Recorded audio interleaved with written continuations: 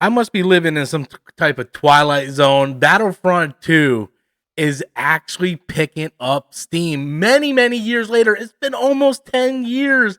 And just out of nowhere, the player count for Battlefront 2 is just taking off to a whole nother level. This game is getting a massive resurgence that I just did not see coming.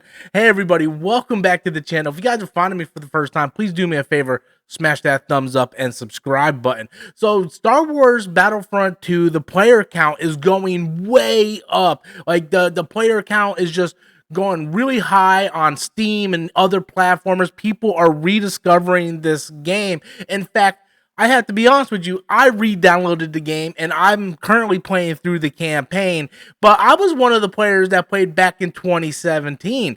This game was a game that I was really looking forward to, but this game never took off for many, many reasons. And in fact, right now on Twitter, there are a lot of people doing hashtag Battlefront 3, which I don't think is going to happen. So the real question is, why is this game getting a resurgence now? Why now? Almost 10 years later, Battlefront 2, the game that massively bombed, that made EA kind of rethink its entire Star Wars strategy. Why is this game picking up steam now, a decade later? Well, for me, I can only explain for myself. Now, I just finished watching Andor Season 2, and after watching Andor Season 2, I was really in the Star Wars mood. And I was looking and like, well, what can I play? I'm like, I can play Fallen Order, Jedi Survivor, but those are all Jedi, lightsaber, the Force, which is awesome. But after watching Andor, I really wanted to dive into like boots on the ground. I want to put myself in perspective of the rebellion and the Empire. And Battlefront 2 was the game that I instantly was like, okay, that's the game I'm going to go play. Say what you want about Battlefront 2. The story mode is phenomenal.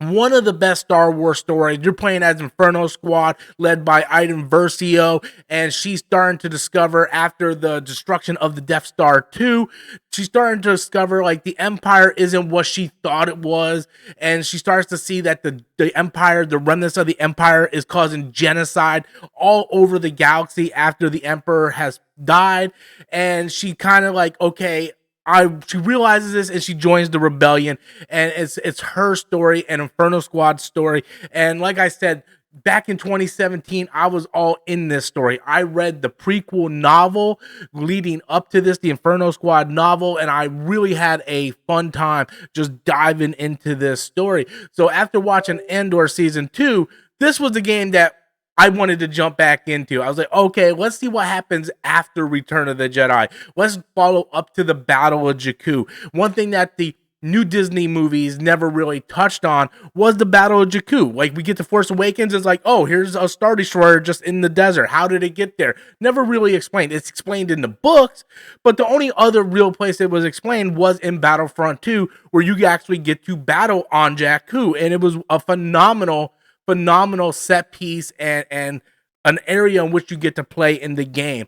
And when it comes to graphics with this game, like, these graphics hold up. Like, if I would show anybody these type of graphics, like I just put them in front of a TV or monitor and say, hey, just play this, they would swear that this game came out last year. Like, oh no, this is a PS5 Xbox Series X game, right? No, this game is a PS4 Xbox One game.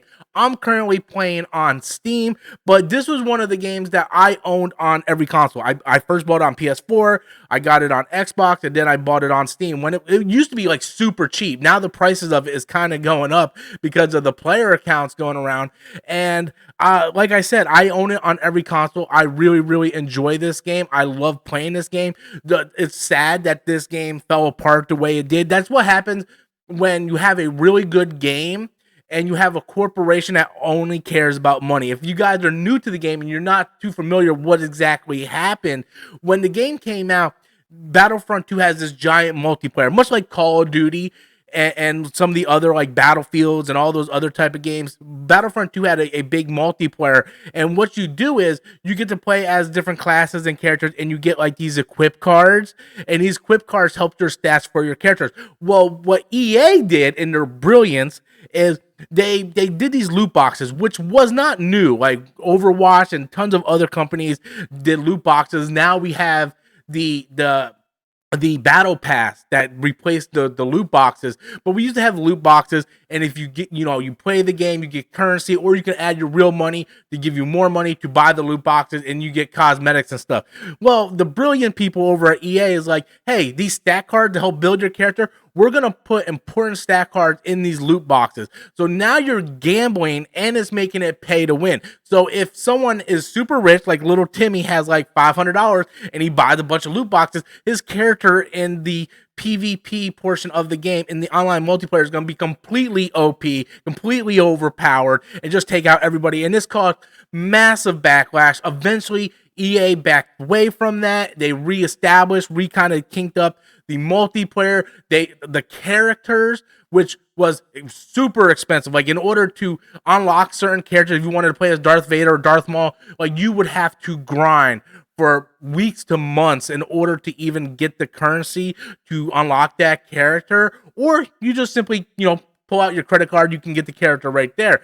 And eventually EA backed away from all that, and they basically just made it to where everything was available to the players, and which was smart, but at that time it was a little too late because all the damage has already been done. Regardless of how good the online multiplayer was and the story and the campaign, unfortunately they just lost so many people due to these horrible business tactics that a lot of people just kind of left. So now we're sitting here almost 10 years later, and now there's a resurgence of Battlefront 2. People are all downloading Battlefront 2. The player count is high, and it's just a resurgence of the game, which makes me happy. I'm glad that a lot of people, especially a lot of people who were much younger when Battlefront 2 came out, is re-experiencing this game because, like I said, this is an awesome game. I believe it was developed by DICE. EA was the publisher, and it's a phenomenal game. I think since then, EA has lost the rights. They're still doing the Jedi Fallen Order trilogy, but I think they lost the rights to like Battlefront 2. I'm very dubious that we'll ever see a Battlefront 3,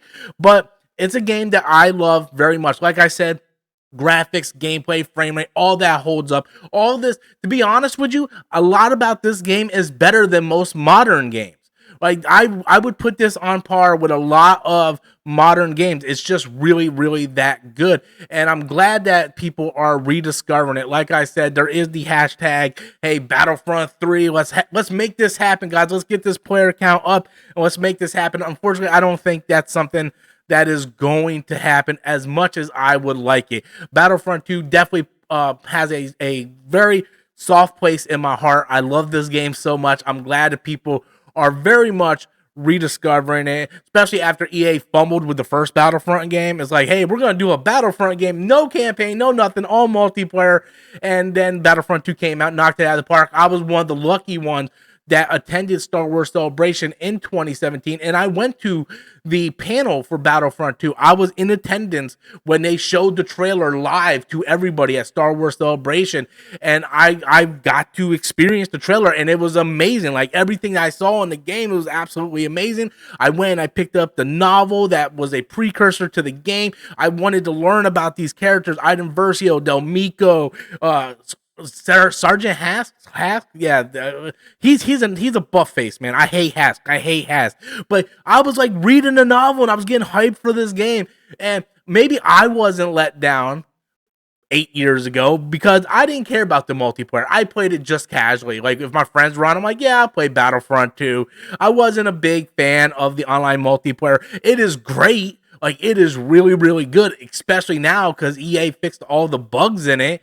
But, I was the campaign person, man. I wanted to go on this journey with Iden Versio and, Inferno Squad, and I wanted to see Project Cinder and Battle of Jakku. And a lot of the Star Wars lore that happens after Return of the Jedi that you see in, like, Mandalorian, the sequel trilogy, like, they talk about, like, the Project Cinder. They mentioned that in, like, Mandalorian season 2, like Operation Cinder. Like, I was there for that. What is Operation Cinder? You play Battlefront 2, you find out what Operation Cinder is. It's horrific.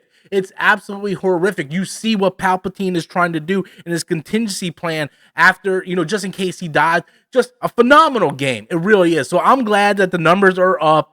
I'm glad people are playing it. I hope more and more people go rediscover this game. You can get it really cheap on any console. If you have Xbox Game Pass, you can download it on Game Pass. I know a couple of my friends, that's what they did. Luckily for me, I own it on every console because I bought it back in the day when it was like $5, super cheap.